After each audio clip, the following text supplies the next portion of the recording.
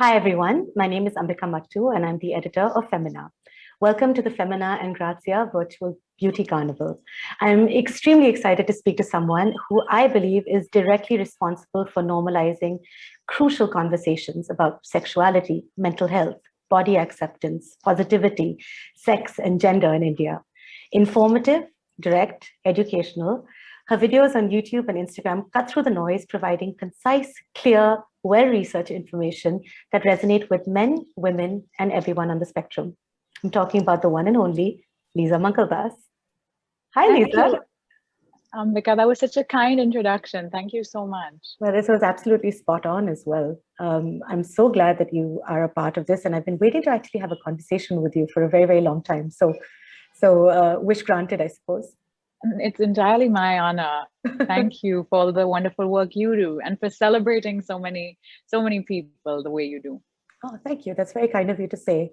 I wanted to jump right in because you started your YouTube channel 5 years ago. So talk to me a little bit about what was going on with your life around the time and why you quite literally decided to start changing conversations. As a young unmarried woman myself, navigating my own sexuality and sexual health and relationships, I just found there to be such a lack of accurate, judgment-free information and resources. Just even something as simple as finding a gynac to talk to about contraception seemed to be this hush hush. As an unmarried woman, it was almost as if like you don't go to the gynac. You don't, this is. I feel like people think of sexual health as only to do with reproduction, pregnancy, like having a baby is the only time it's okay to show a doctor your vagina, and in general, even just my experiences dating and trying to prioritize my own pleasure was often such a confusing and exasperating process, because I realized not only I have dated cishet men for most of my dating life. I'm sure many people share that misfortune. Sure. But I feel like, so often because of the way we're conditioned to think about sex and pleasure, very little is known about the vulva and about the pleasure of people with vulvas. And, it's how do you expect a clueless young man to know if even oneself as a vulva owner isn't quite sure? I mean, my own orgasms used to seem so mysterious to me.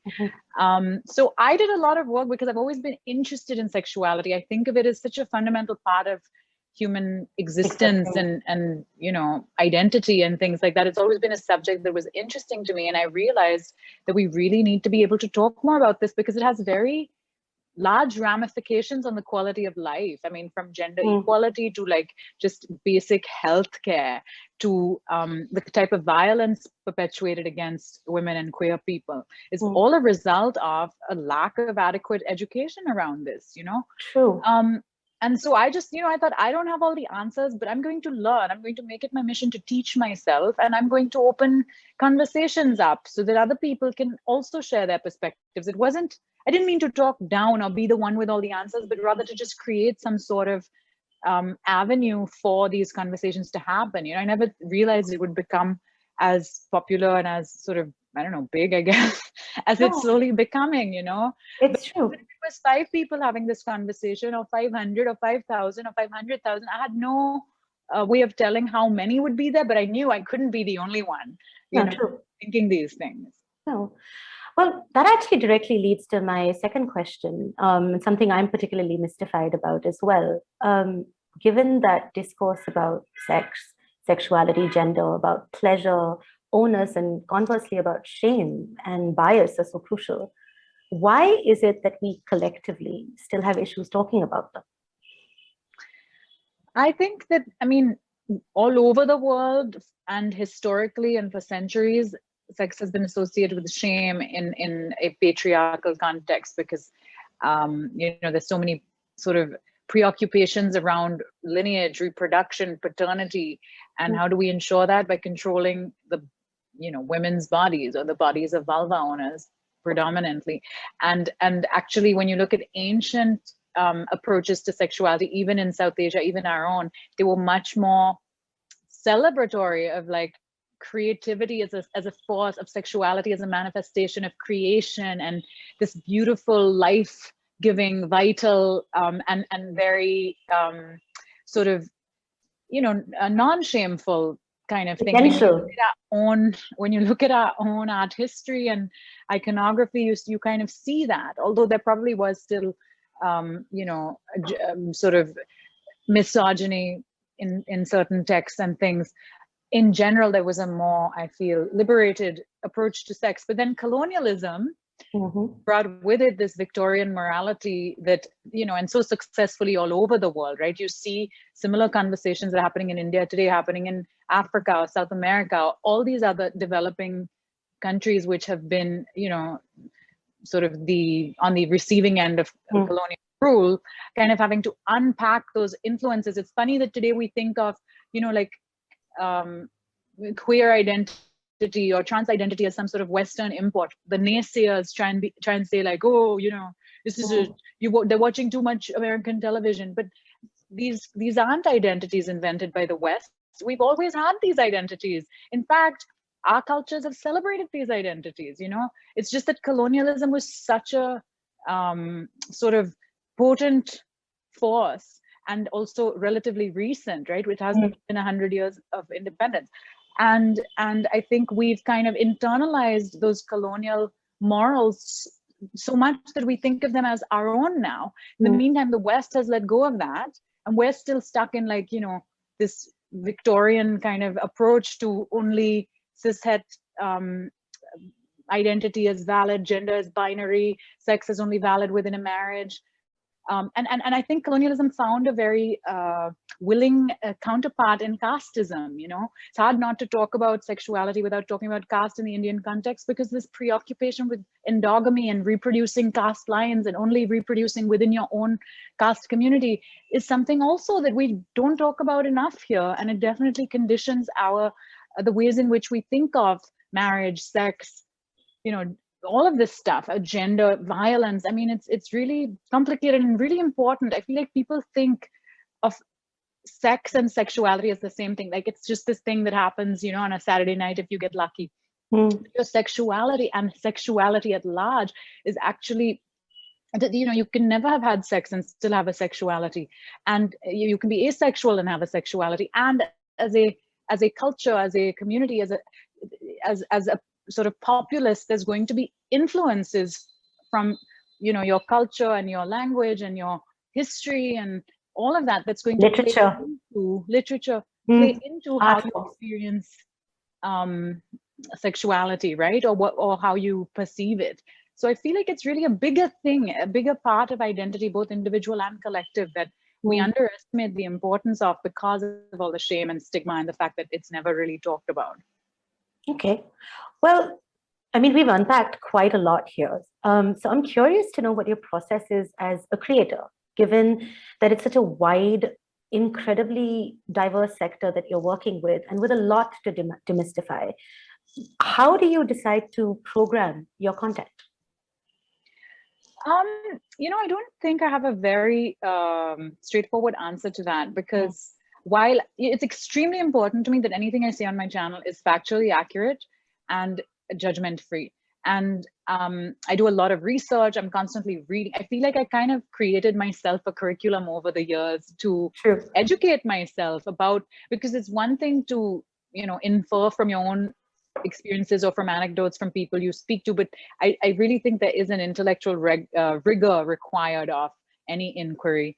And I studied literature and art in college with a focus on gender and sexuality, and I really have always loved reading and writing and kind of just like processing culture and that sort of thing. So it was always, it started as a passion project for me. I was doing more mainstream journalistic work as a TV presenter and things, but any spare time I had, or every evening and whatever time I had to dedicate to learning or reading something, it was always about this stuff, from the basics of anatomy and understanding, everything about the body so that I could be able to talk about it, to more sort of philosophical and historical attitudes to things, how language affects perception, things like that.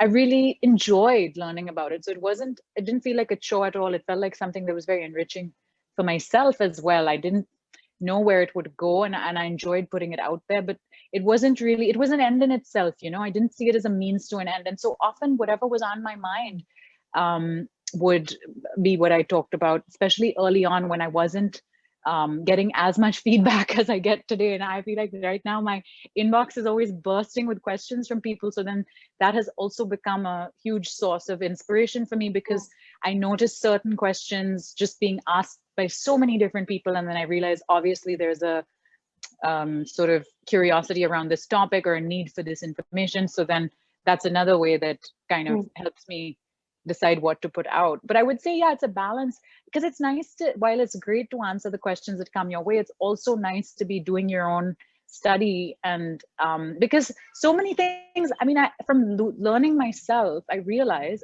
I wouldn't have known what question to ask because I didn't even know this thing exists, Yeah.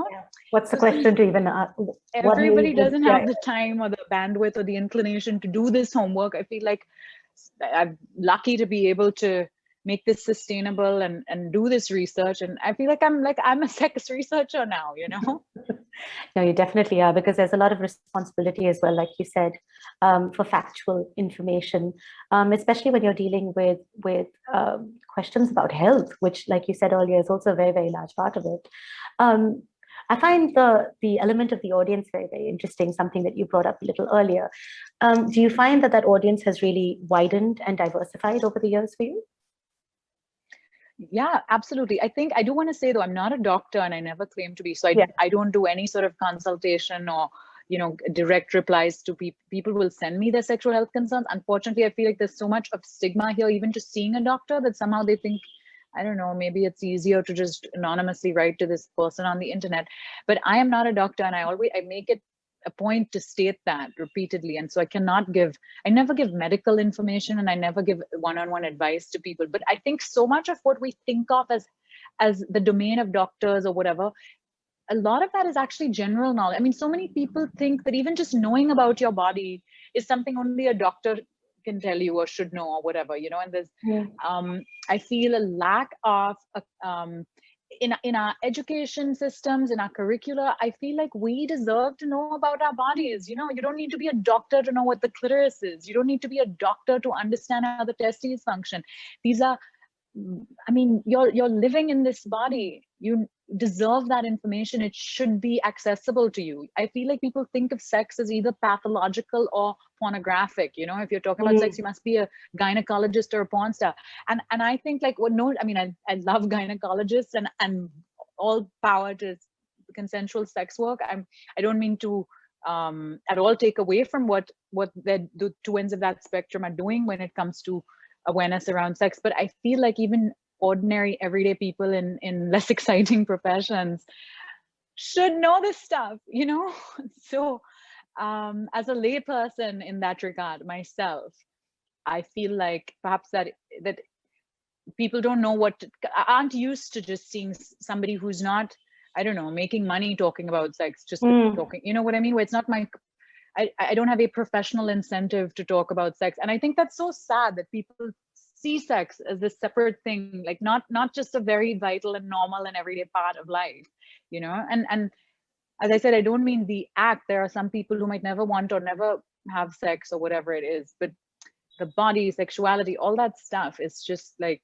so much a part of being human. And you're empowered if you have the knowledge and tools to cater to your own, pleasure, to be able to figure out what health resources you need. Like if you don't even know what is and how different parts work and how, what consent is and all of this stuff, it can have quite major ramifications on life and on society. And we see that every day, Especially when it has to do with your own identity, I think.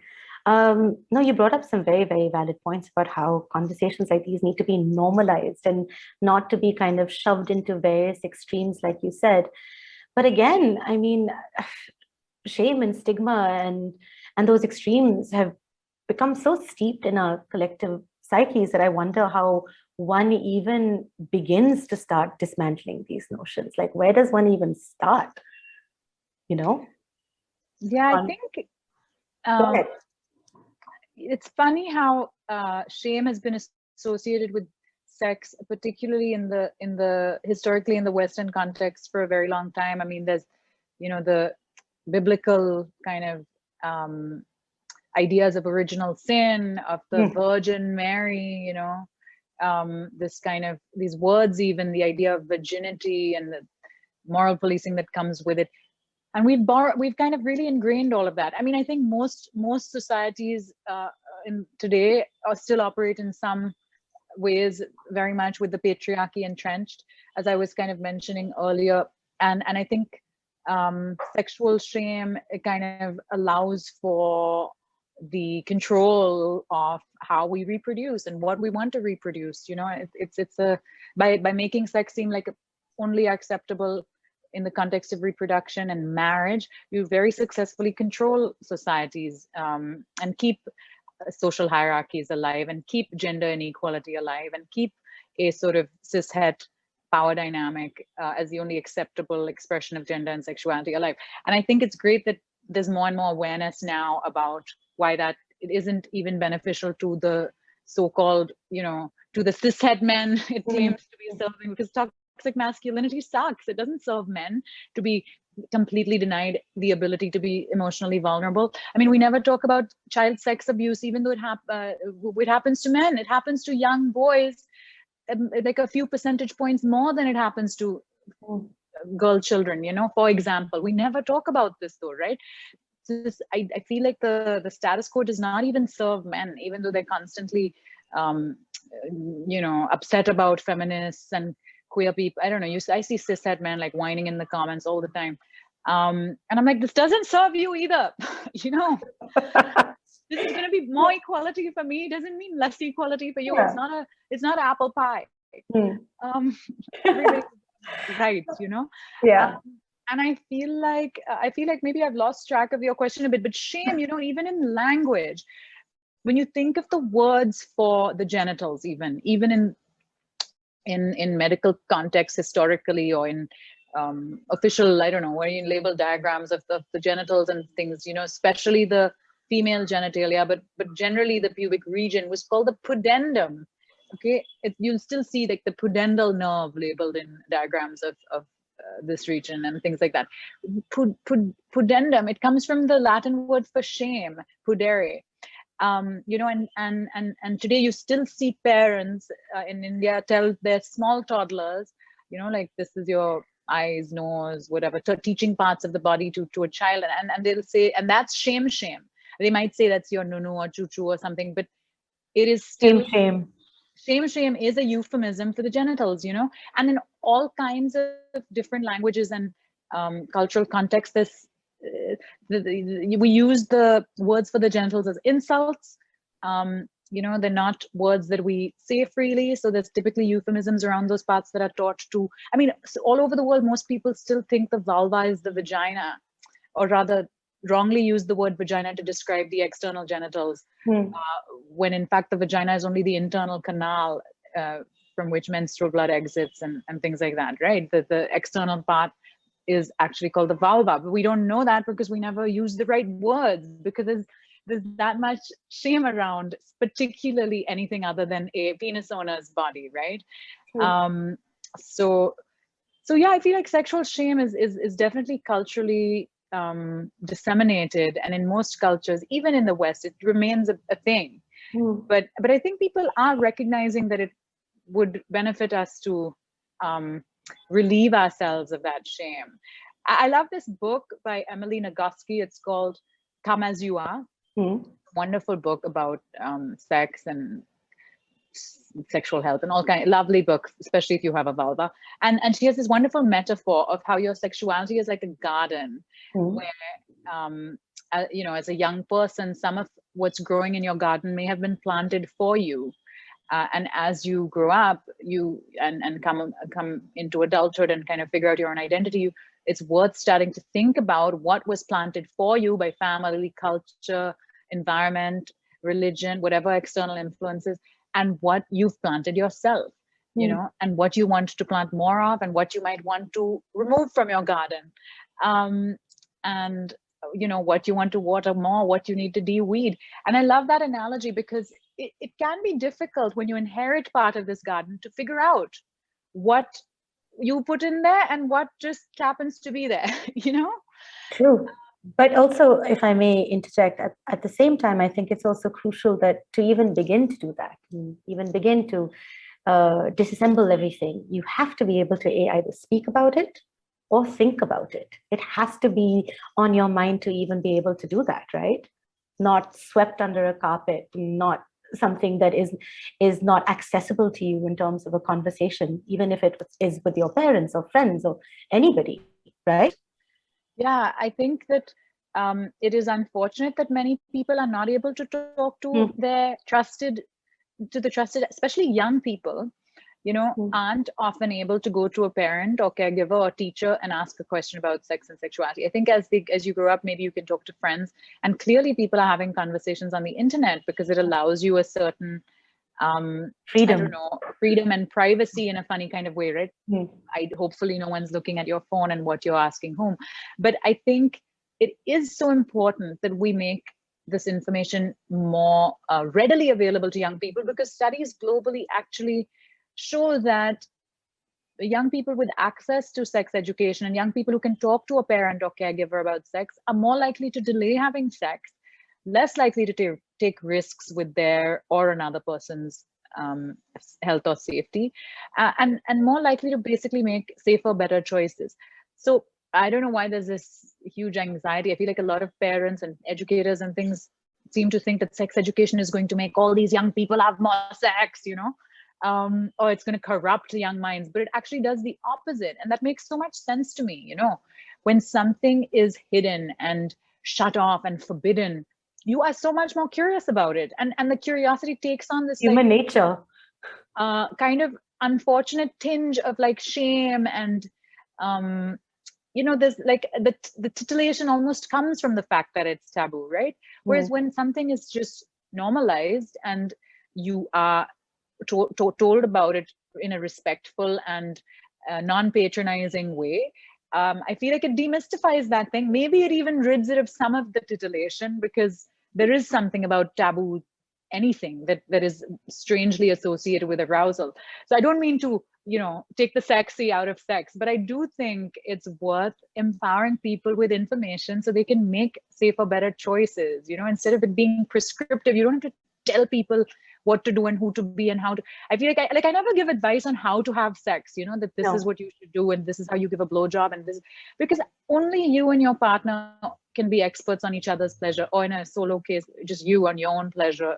You know, there is no other expert on your pleasure than you, and perhaps if you've been with someone who knows you very well intimately, then they too.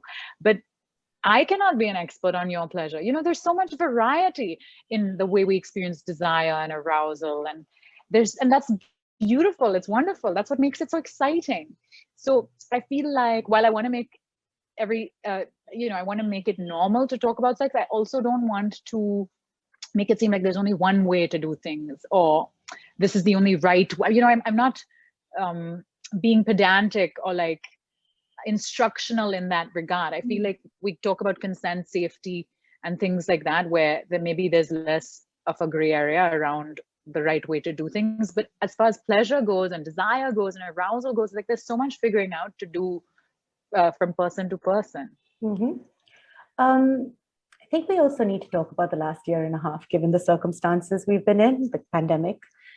So many of us have been locked in and dealing with fear, grief, loss, uncertainty.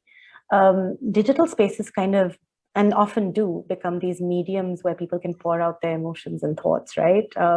And of course, I feel over the last year and a half, it came at a much higher volume. How did this factor into the feedback that you've been receiving, with people kind of being more locked in and feeling all these emotions and thoughts?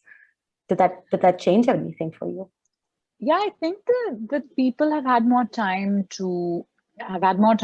on their hands, right? Because I mean, it's been a year like none other, and we have all been locked in, and so and it's maybe it's given more people time to think about their identities, and I don't know. Sometimes there's a collective subconscious that just, you know, kind of kicks in together, and I think there's a lead up to it. I mean, in the last few years, Me Too happened, I think in 2018, at least the India wave. I know it's been happening.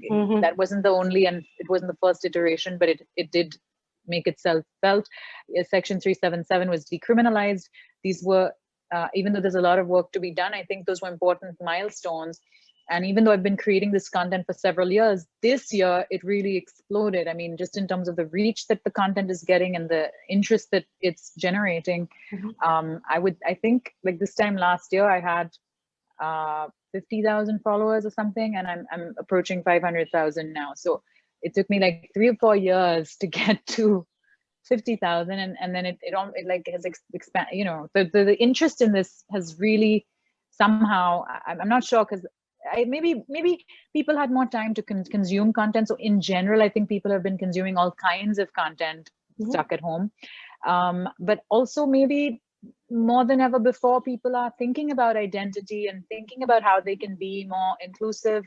I think feminism, the LGBTQIA community and movement around that, all of that, I think is sort of the importance of knowing about all of that. I think social media has played a significant role in kind of conveying to young people. And I think Reels kind of allowed for a new, very short and fun kind of way to communicate with people who don't already follow you, right? They might discover your Reels because the Reels tab is discovery based. It just pops stuff at you. You don't, unlike the previous kind of feed where on Instagram, at least, you were primarily consuming the content of people you already follow. I think a lot of people, and particularly Gen X, no, What Gen are we on? Gen Z. I'm a Millennials, Gen Z. I feel like we've Z. gone beyond Gen Z, by the way, as well. I'm waiting for somebody to name the next generation after that, because I feel we're already there, but who knows? Sorry, go ahead. Gen Z. I don't know why I get X and Z confused, but X is like even older than me. So yeah, Gen Z, I think, has discovered my content more recently as well. And just Gen Z is like making itself felt on social media. I love their energy. I think that they're a generation that is much more kind of exposed to ideas of, a more inclusive framework around sexuality and gender and just access. I mean, they grew up with smartphones. I got my first smartphone at like 17 or 18. So I see, instead of it being like a niche thing that only sex positive content creators talk about this stuff, I see with the younger generation of creators, a lot of people, even if their main thing is fashion or food or whatever else, they do seem very interested in sort of causes. Now, I know there's some element of performative wokeness that takes place across all, it doesn't matter which generation, it's just a social media thing where it's cool to put a black square up, or it's cool to, do whatever. And do you even understand what it means? Are you really genuinely doing the work to unpack your own biases? Or are you just putting that up for like brownie points, I think it's important to think about that stuff. But either way, I do think there's a lot of people with good intentions, even if there's some people who just are being performative. I think that there's definitely more conversation than ever before happening, and I started doing Hindi content on YouTube, which also definitely diversified my audience. I wanted to make my content more accessible. Unfortunately, my Hindi is not great because I grew up in South India and then in the States. But I learned it in school. I sound a bit like Alexa when I speak Hindi, a little robotic.